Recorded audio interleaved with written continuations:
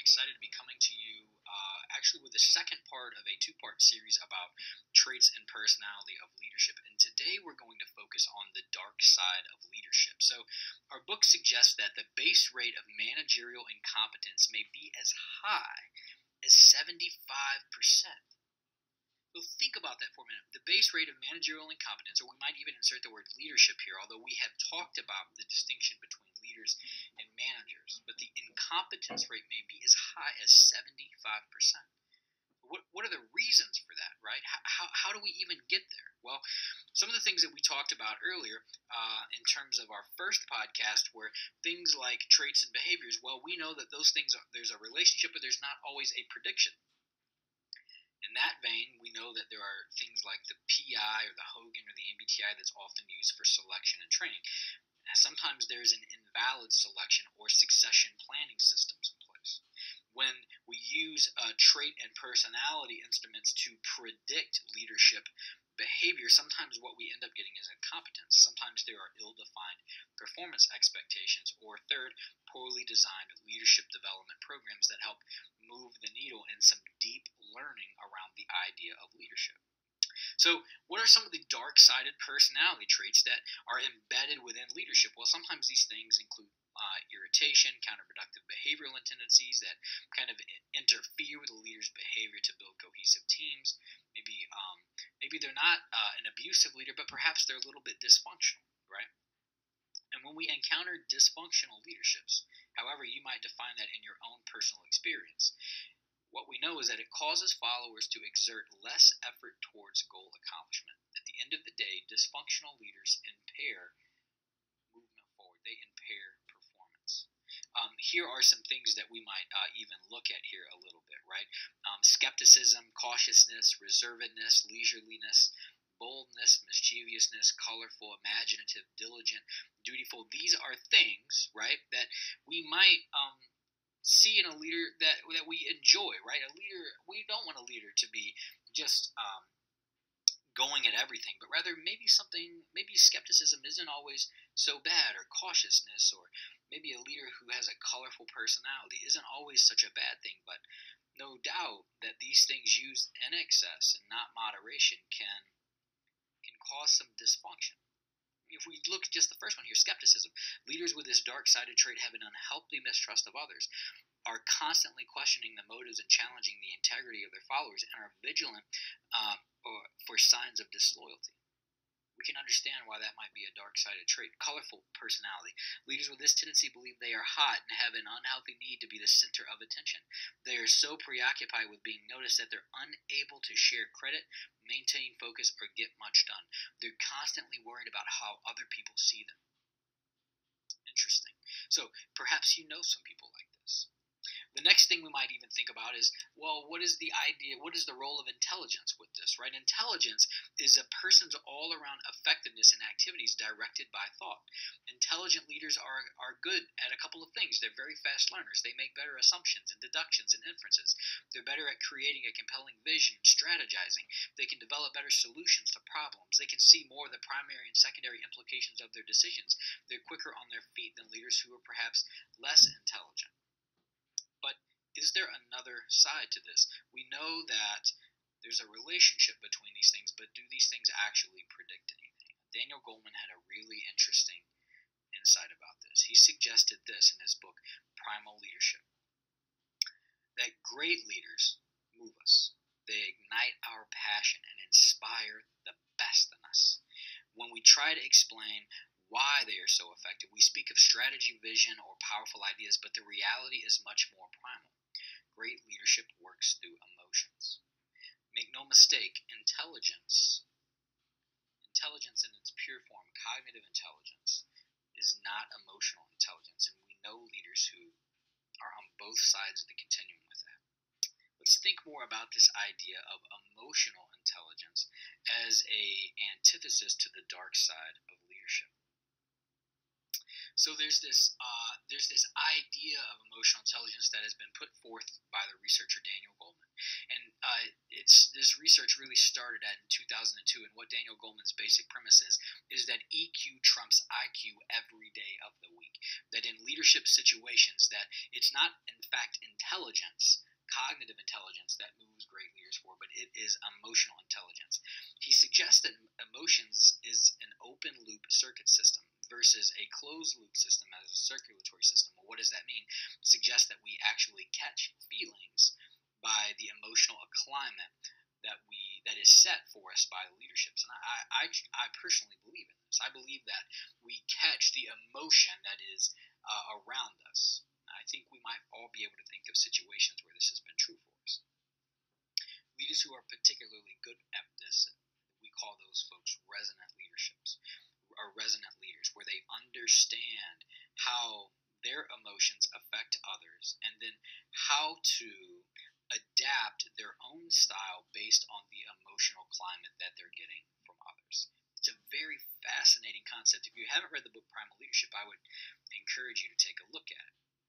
There are 4 quadrants of emotional leadership. There's self-awareness, social awareness, relationship management, and self-management. And all of these things either deal with the self or others, this area of awareness or actions. If we look at the first domain, self-awareness, emotional self-awareness is about reading one's own emotions and recognizing their impact.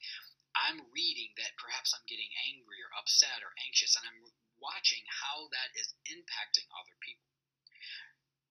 Self-aware leaders have an accurate self-assessment. They know their strengths, their limits, and they are often involved in areas of reflection. Self-aware leaders are also confident.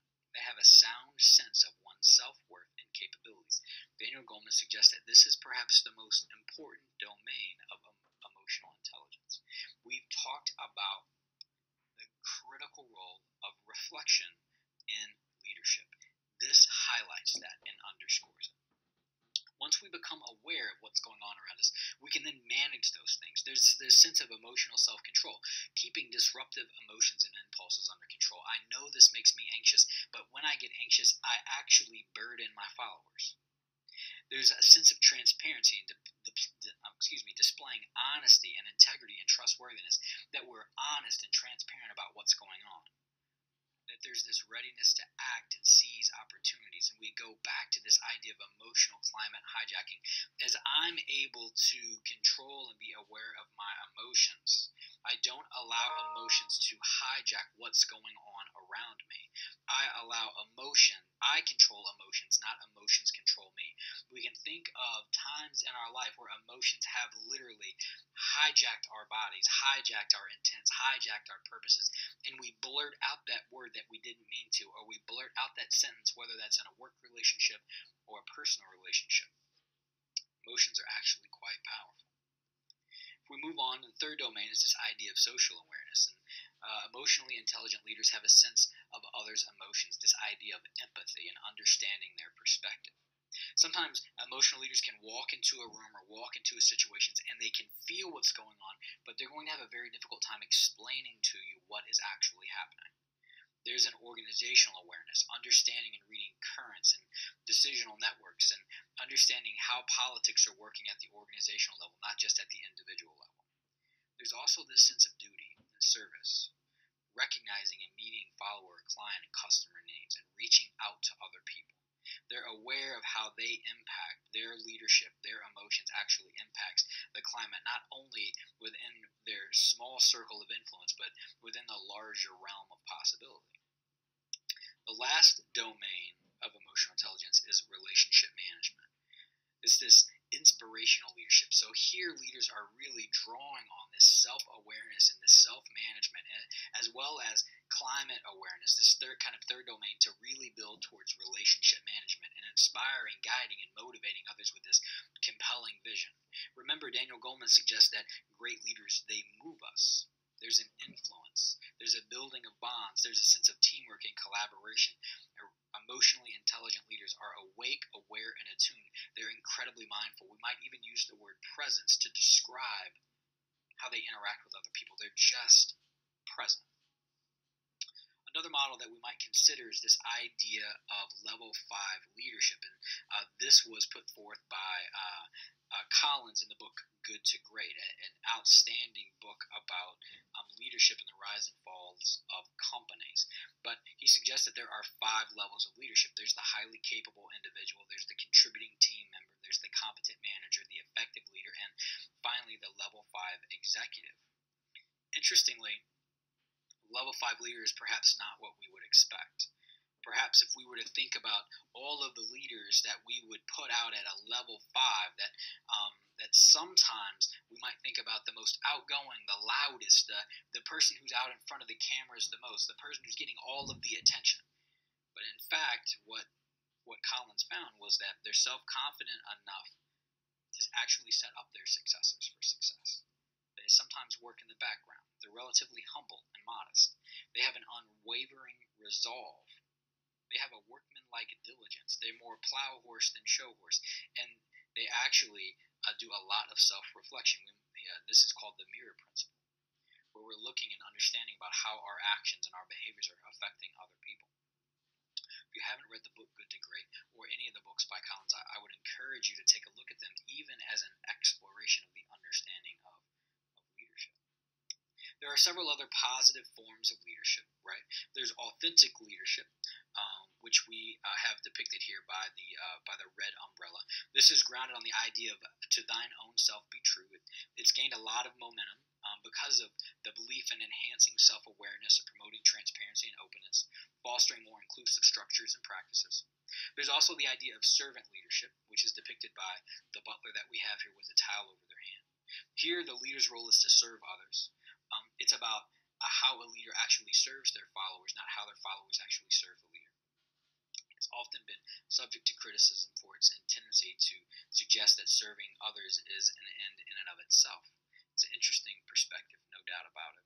And then there's principle-based leadership, the 80-20 rule we have here, which is that a leader bases their sense of leadership and leadership behaviors based on the principles that they particularly have. This is a unique set of leadership competencies because it requires that a leader should be self-aware of the principles that they have. So, as another area of leadership, I wanted to talk about this idea of community leadership. I think this is particularly important in light of the HAT project and the leadership story exercise.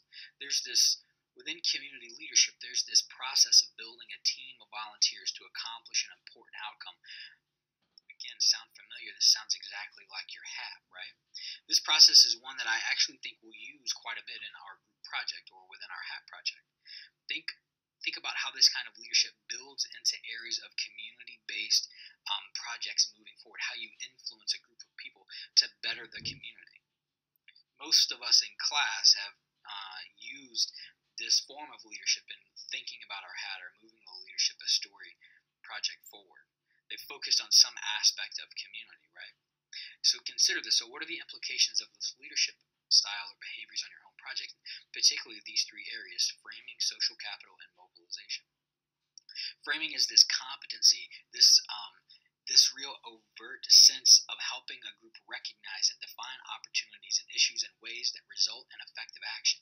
It helps groups decide what needs to be done and why it's important and how it can be accomplished. Framing is about helping people understand the need. What's going on here? What's missing? What's the opportunity? How do we frame this? Second, the idea of social capital is just like financial capital, and it's essential to moving projects forward.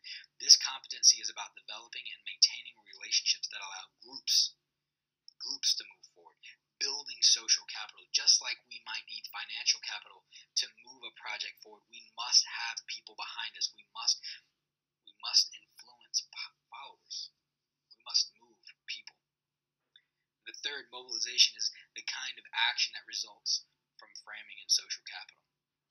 When we frame an issue as a need or desire or an opportunity, and we build social capital within that particular group, when we give that project meaning and significance and purpose, mobilization is about moving a critical mass of leadership towards that project, right?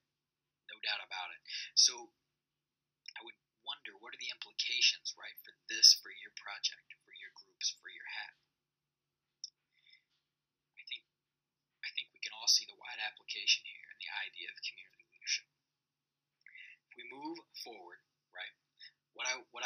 here is put together a kind of a slide of some of the leadership theories that we've talked about up to this point: authentic leadership, servant leadership, resonant, great man, five-factor model, community-based leadership, and level 5. And what I've done is I've put what are the distinguishing factors, but I've left this here for you to think about strengths and limitations, things that you may see even in and of yourself, and you might think about using this table as you think about how you apply leadership. Finally, tonight, I think it's worth mentioning that we have covered just decades of research and decades of implications around traits and behaviors, and all the way from some of the very earliest theories, right? The great man theory and early trait theories, all the way up to things like emotional intelligence and level 5 leadership, all the way to things like principle-centered leadership and authentic leadership and servant leadership, some of the things that are at the cutting edge of our field. Even things like engagement leadership, which isn't talked about in our text, but those kinds of things, or the compassionate leader, right? What does it mean to be a compassionate leader? I would encourage you to spend time this week in reflection and thinking about these things, how they make a difference in your own life, and how you apply the principles of leadership, how you reflect on your traits and your own personality characteristics as a means to develop into the kind of leader that you want to be. What is the legacy that you will leave as a leader? Until next time.